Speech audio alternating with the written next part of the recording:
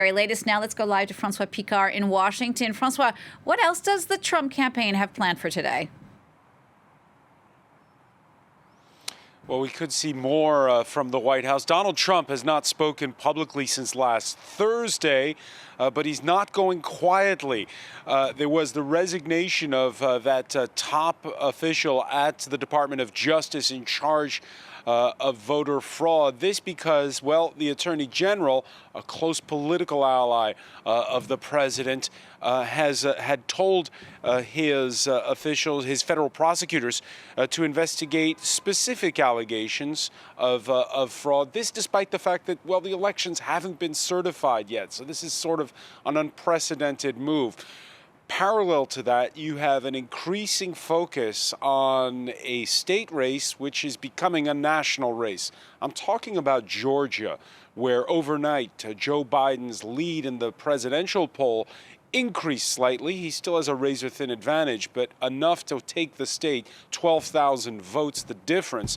But it's the fact that the two Senate seats that are up for grabs there are going to a runoff, and the balance of power in the Senate will be shifting if ever the Democrats win those January 5th runoffs. Now, the Senate Majority Leader, who had been quiet and appeared to be distancing himself from Donald Trump, went to the Senate floor on Monday and seemed to side for the first time with the President of the United States, Mitch McConnell, saying that Donald Trump's 100% within his rights to look into allegations of irregularities. McConnell, who privately met with Attorney General Barr on Monday, no word on what was said at that meeting. And there is this feeling that the Republicans, for now, on Capitol Hill, even if they don't agree privately with the fact that the President of the United States won't concede, are going along with it because they'll be needing perhaps Donald Trump on the campaign trail. One final note on that. Both Republican candidates for Senate in Georgia have called for the resignation of the Secretary of State there, Secretary of State who's also a Republican. This over vague claims of voter fraud, no proof forwarded. The Secretary of State of Georgia, again, who's a Republican just like them, calling their allegations laughable. Are they pushing hard because they want Trump's backing for their campaigns? I'll leave that one up to you, Jeannie.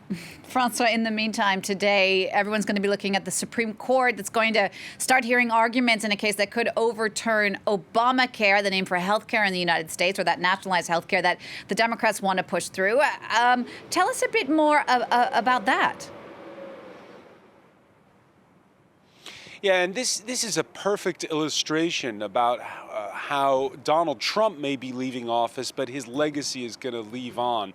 A few years back, there was a stiff challenge to the Affordable Care Act, or as it's widely known here as Obamacare, and it was upheld. It was upheld with the Chief Justice siding with the Democrats at the time, stating that the idea that you are forced, a bit like you're forced to have car insurance, to have health insurance if you're employed, you're forced to pick an insurer, that's the equivalent of a tax. And so he went along with it. That's now being challenged in the courts. And you'll recall during those recent Senate confirmation hearings for the third of Donald Trump's picks as Supreme Court Justice that Amy Coney Barrett said that it's not up to the Supreme Court to legislate.